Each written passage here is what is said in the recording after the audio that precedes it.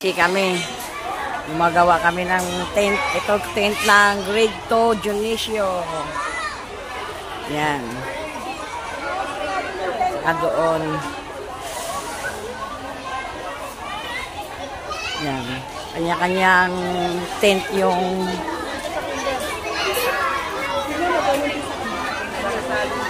yan. Iba-ibang section yan, guys. Yan. Kami lang nakakapasok, guys. 3 lang kami sa isang loob. Sa isang room ng section. Yan, oh. Busy. Busy ang mga nanay. Ay, si Madam may dalang dahon. Magbo-bodle fight kami. Yan. Ito yung tent ng grade 2. Dionisio. Yan. Yan yung mga tent. Ang cute ng mga bahay-bahay dito. Oh.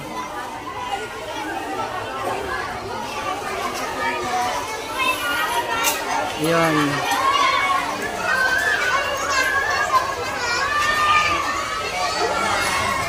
Busy-busy, kakagawa ng kakabit yung tent. Yan. Yan, no? Busy-busy pa, guys.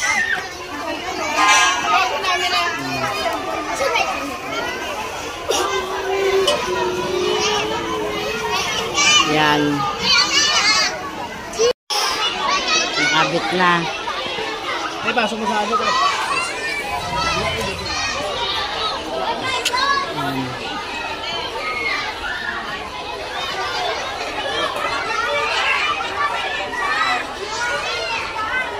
Kanya-kanyang section yan, guys.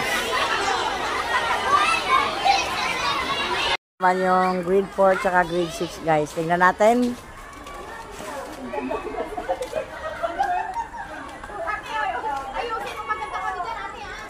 Ayan, maganda naman talaga kayo mo eh. Ayan. Ito yung mga tanim pala namin, guys, noon. Nana.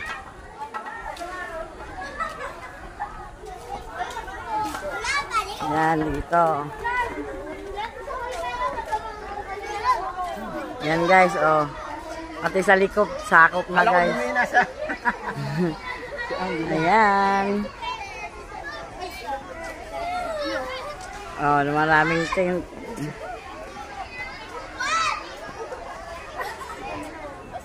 Sir, kasi magpapalaro mamaya, guys. Yan. May mga palaro mamaya ang mga kids. Yan po. Yan, dito sa court. Ayan. Balik tayo.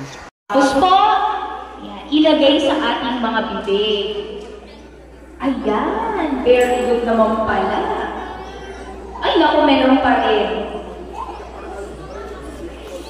Ayan. Okay na po. So muli, isang mapagpaalang umaga sa ating lahat. At ang araw na ito ay araw ng pagdaraos o pagdiriwang po na pinakahihintay natin lahat. At ito po ay para sa mga batang scouts. Upang simulan ang pagdiriwang na ito, ay inaanyayahan ko ang lahat na magsitayo para sa isang panalangin.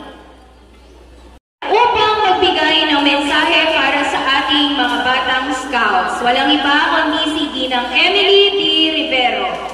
Girl Scouts Lab! Boy Scout Lab!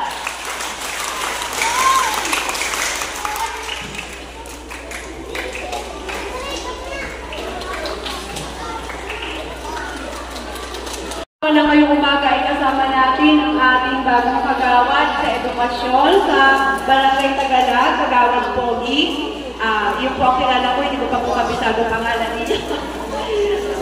And palakpakan naman natin si Kagawad ng bata. At ang ating SK Chairman na bagong lulong din, si SK Pino.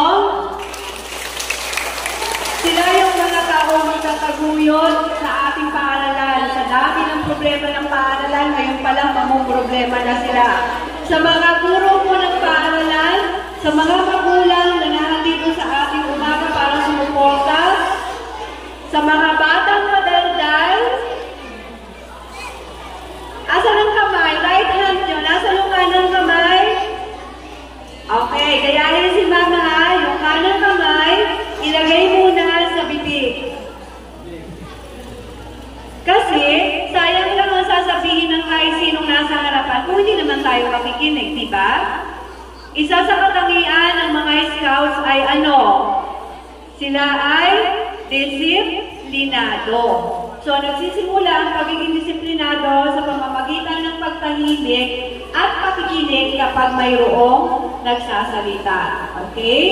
So, ngayon, isa-celebrate ninyo ang mga gawain para sa isang batang scout. Magkakaroon kayo ng iba't ibang gawain, iba't ibang activities for today. Hanggang bukas, ang magsastay ay yung mga KS2 natin. Kasi syempre, yung mga KS1, mga tabig pa kay mami, kay daddy ang pag natutulog, umiihi pa sa higaan. So, hindi pa kayo pwede mag-overnight. Pag grade 4, 5, and 6 na kayo, doon nyo i-enjoy. So, sabi nga, ang isang batang scout ay isang huwaran. So, dapat sa mga activities na gagawin ninyo ngayon, makita namin na ang bawat isa sa inyo ay huwaran. Ang bawat isa sa inyo ay may disiplina. Ang bawat isa sa inyo ay magalang. Ang bawat isa sa inyo ay matapat at malinis. So, hindi lang sa pangangatawan, pati sa ating kapaligiran. Alalahanin po natin, dalawa lang po yung ating utility. So, dapat kalat nyo, ligpit nyo after ng mga gawain hanggang bukas ng umaga. Sino ang matutulog dito? Ay, hindi pa yung pwede pa eh. Grade 4, 5, and 6, sino-sino yung matutulog dito? Ready na ba ang mga pajamas ninyo? Okay, very good. So, we'll... Ating lahat, ano sa ating pagkulo, ang Evelyn Pero, ang ating mga magulang, at ang ating mga guro na nandito, at ang ating mga boys club, girls club, na talagang nagpitagan. Araw nito, pagkaman ako'y magpapakilala, pagkakasok ko na wala, pero muli ko kumabalik para sa edukasyon ng committee. Una po, pinapabot ko ang aming kapitan, Meron Fernando, na isang magandang umaga sa inyo at ang buong housing. Kami tungaw na ito, nakakasiya at meron po tayo para kami team building para magkasama-sama, magkabating-banding ang ating mga guest at boys club. At sana mga bata, sabi ni Ma'am, dapat maging disiplina, tapat, magalang, ang ating kailangan. Kaya po sa araw nito, at alam po, pinabati po ang aming chairman, si Diana Pino, Inyal, at kanyang kasama si SK, at si Ali, at kanyang mga katulog po. Kaya kami po sa aming municipal council, at sa SK. Sa ating salat, magandang bago po kami, responsibility ng SKAT. Yun po, no? Nakakatawa kasi ang dami pong mga magulang, nakikita po namin and mga bata kung gano'n po kayo supportive sa kanila. Dahil yung panahon ko po yata, wala pa po yata matadang ganito scouting. Kaya nakakatawa po. Yun po, mga mommies, pagpatuloy lang po natin yung pagsuporta po sa mga bata. Dahil dito po kasi natin sila mas makikita at mas nahulog po yung mga bata po sa ganitong mga aktibidad. Nakakatawa din po na nag-attend po kayo sa school. Kasi po, makikita din po natin yung environment na kinakagalawan na po ng bata. And malalaman po natin kung ang mga nagaganap sa school is ito, na nakakabuti po. Asahan niyo po na yung suporta po ng SK Council ay tutulong po at tutulong hanggat po sa abot po ng aming mga kaya. Tutulong po kami sa paaralan ko dahil para rin naman po ito sa mga bata ko. Yun lang po. Maraming salamat po. Ang adobong manok. Ayan. Mga Girl Scout. Ayan, sarap. Nagluluto din sila ng manok. Dito malilim tong ano nila dito, oh. Ayan. Ayan, mga estudyante ang mga nagluluto, guys. Ayan.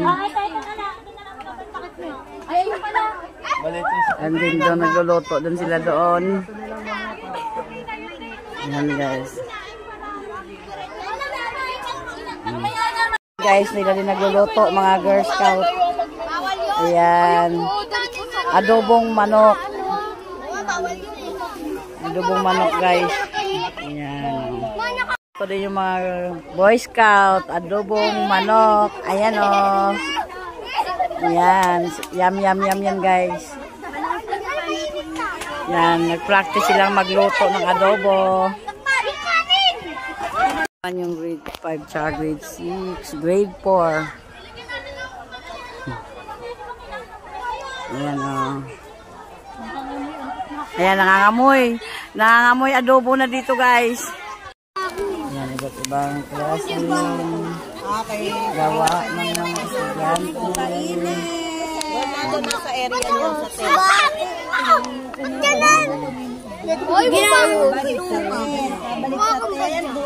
Kainan na long tibong.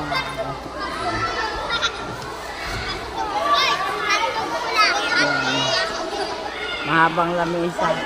Dapat nakadahon, hindi na nakadahon. Napunit ng dahon.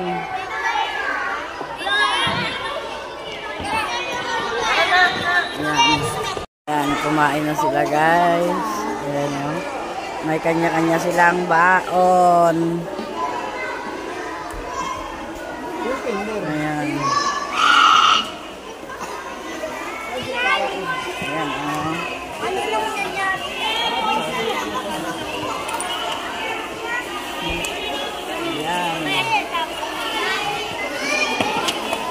Ano ulam mo, Kate? Ang dami mong kanin, kita.